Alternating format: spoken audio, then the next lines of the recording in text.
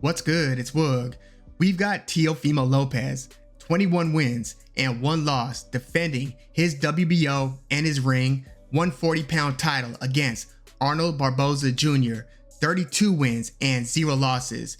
Arnold Barboza Jr., after having a very disputed and unimpressive win versus Sean McComb that was about 3 fights ago, has been on a very impressive 2-fight win streak against Jose Ramirez and Jack Catterall. That's what's got him to this point right here in this title challenge against the takeover, Teofimo Lopez, who it's almost become a running theme in Teofimo Lopez's career where when the lights are the brightest and the challenge is the biggest, that's where we've gotten the best of Teofimo Lopez. It started with the Richard Commey step up when he won the IBF title, stopping Richard Commey in like the 2nd round. And then obviously in October of 2020, when he shook up the world by upsetting Vasily Lomachenko. A lot of people thought that that could have gone terribly for Teofimo Lopez. He was in his early 20s at the time. It just seemed like it was too much too soon, but he defeated Vasily Lomachenko via unanimous decision. It ended up being like the performance of the year. It made him the fighter of the year.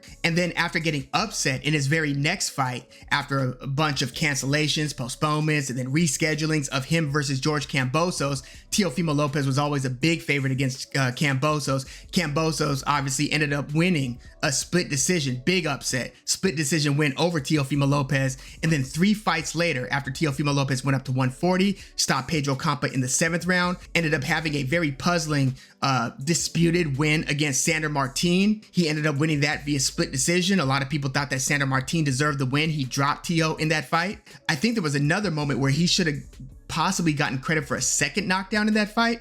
But then the fight after that against Josh Taylor, who, yes, he only had 1 belt left after being undisputed with all 4 belts. He had relinquished 1 belt at a time, trying to pursue a rematch of a fight that he won in a disputed way. Like it was a fight that most people thought that Jack Catterall should have won. But Josh Taylor, by the time he fought Teofimo Lopez, he was still seen as being the class of the division, but he was down to just his WBO belt by that point. And Teofimo Lopez, once again, showed out. He just made Josh Taylor looked several steps too slow. He was trying different techniques that you generally wouldn't advise a fighter to try, like Superman punches, and just stunting against Josh Taylor. Made him look really bad. Like he kind of put a beating on Josh Taylor by the end of that one via unanimous decision. And that's how he captured that WBO 140-pound title. Then he has another head scratcher of a fight against Jermaine Ortiz, who fought in a style that Jermaine Ortiz usually doesn't fight in. He's usually an athletic fighter who's somewhat aggressive,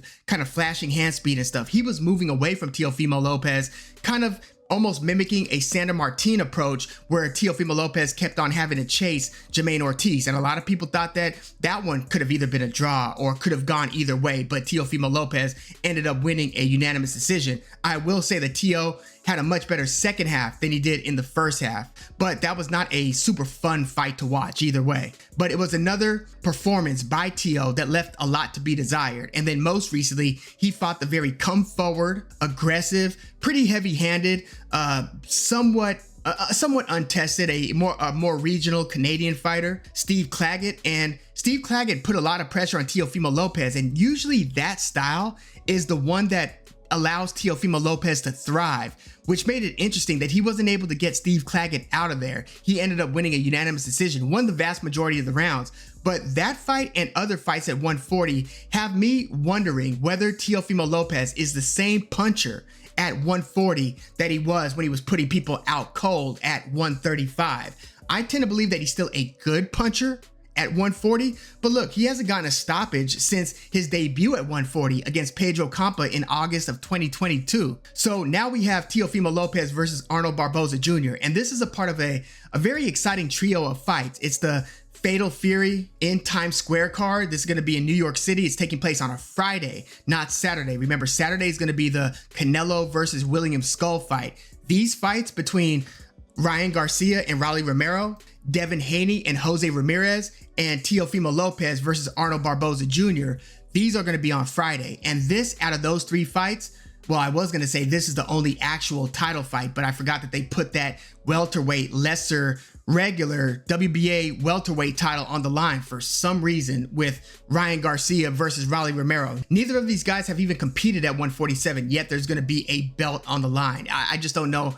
I especially don't know how Rolly Romero keeps on getting these title opportunities. Look at how many he's had at this point now. Hell, he was a belt holder at 140 by beating Ishmael Barroso just after getting knocked out by Tank Davis at 135. His first fight at 140 was a title fight, but we're not here to litigate that. What I will say is, out of these 3 fights, this is the one that I'm having the toughest time trying to call. And I think that the betting odds definitely reflect that as well.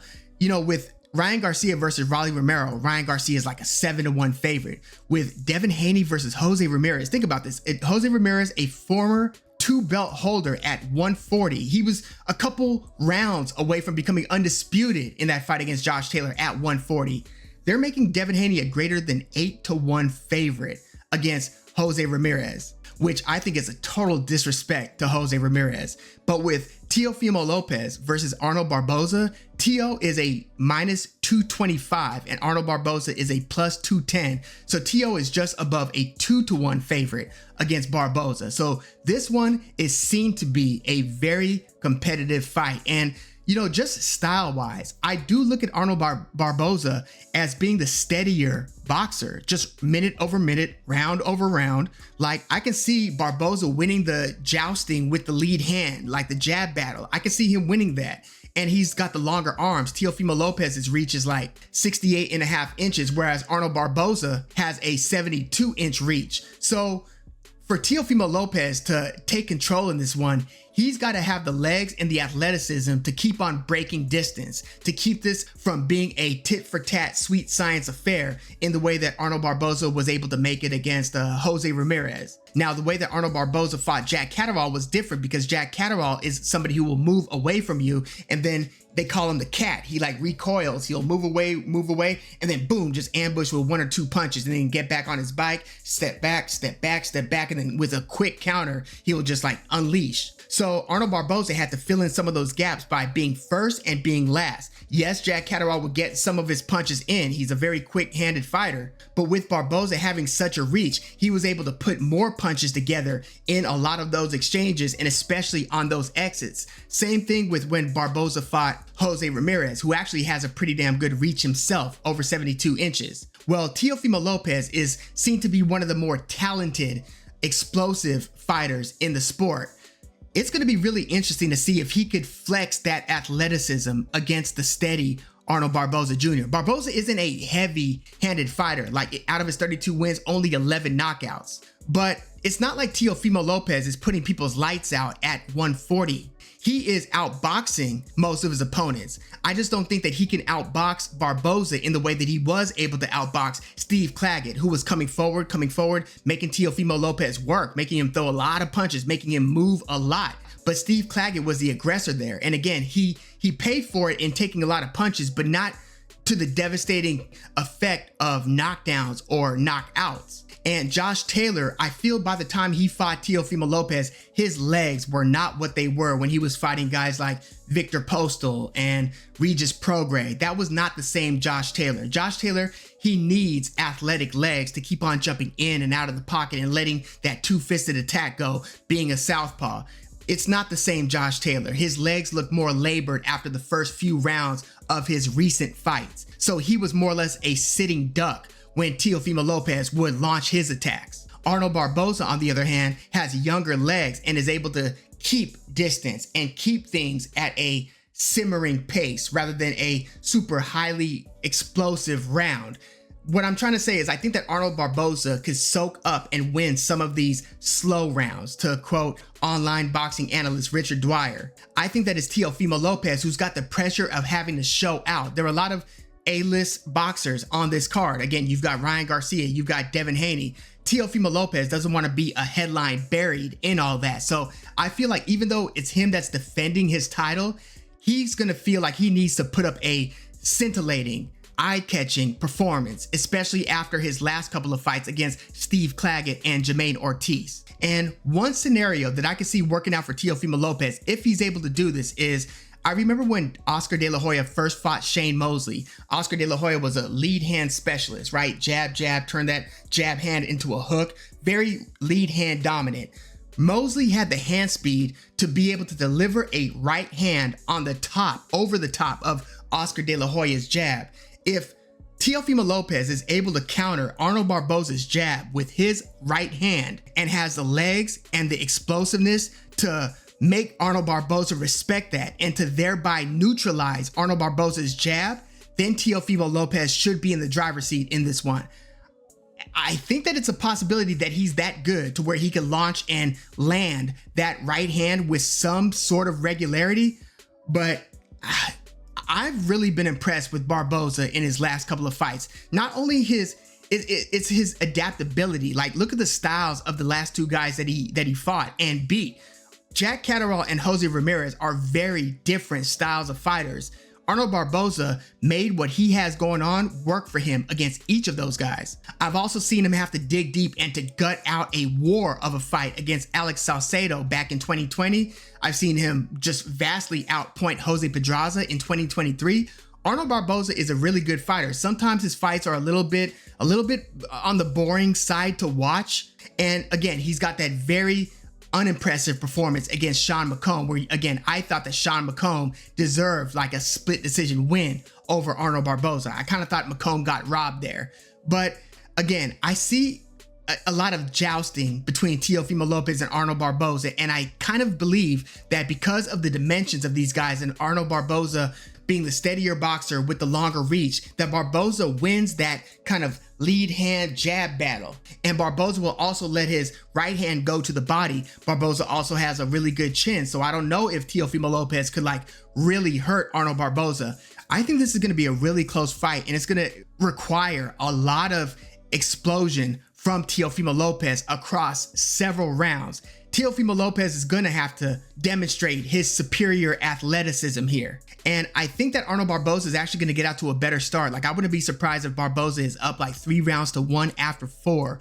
But if Teofimo Lopez is who he is supposed to be, and again, there's also been a lot of volatility. There's been interesting dynamics between him and his dad / trainer. There's often tons of drama in Teofimo Lopez's personal life. However, I did find it encouraging that Teofimo Lopez added Eddie Reynoso, Canelo's trainer, to his team. However, since Canelo's got a fight the very next day and it's in Saudi Arabia, Teofimo Lopez said that Eddie Reynoso had to stop training with Teofimo Lopez and decided instead to focus on Canelo for the fight, which Teofimo Lopez said that he feels hurt that he can't work with Eddie Reynoso for this fight. So I guess it's back to him and his pops for this fight against Arnold Barboza Jr. Let me know if you've heard any different, but that's what I read at least about a month ago. So I think that this is going to be a very close fight. I think that Arnold Barboza is going to get off to a good start.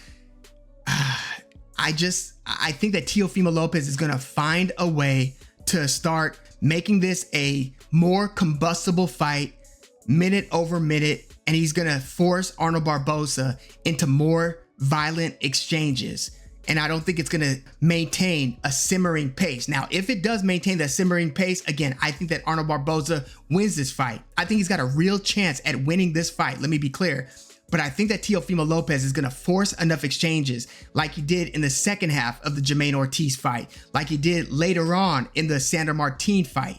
I'm going to actually take Teofimo Lopez to successfully defend his WBO 140-pound title via, I'm going to say, split decision. I think that this is going to be a lot of push and pull, and it's going to feature some very questionable close rounds. These, I believe, are very evenly matched fighters, but with very different styles. I have to see it with my own eyes to see how Teofimo Lopez neutralizes Arnold Barboza's strengths. Again, if he can get that right hand off over an Arnold Barboza jab, he's well on his way. I just don't know if he's able to do that in the same way that a pretty long-limbed Shane Mosley was able to do against Oscar De La Hoya. But I do see that as being a key contributor to Teofimo Lopez's success here. I think, again, he's going to do enough to force enough violent exchanges where Arnold Barboza might look like he's doing more work in certain pockets of the round, but the more eye-catching shots are coming from Teofimo Lopez, and he's got more of the ring generalship where he's going to be a little bit more showy when he's having some success, even if it's marginal success. I feel like the way that he frames his punches can go a long way with the audience and with the judges sometimes. So I'm going to pick Teofimo Lopez to win this, again, via split decision. Might even be a controversial call. I wouldn't be surprised by a draw either. And just to let you know, you could get a draw at a plus 1800. I'm really thinking about that one. But yeah, I'm going to go with Teofimo Lopez via close split decision. Let me know your thoughts on this whole Fatal Fury trio of fights. Do you see any upsets happening in either of these three fights? And if so, which? So what do you think is the easiest fight to call? And what do you think is the toughest fight to call? Let me know your thoughts in the comments. Like the video, subscribe to the channel if you are into the fight talk. I'm Woog. Thanks for tuning in.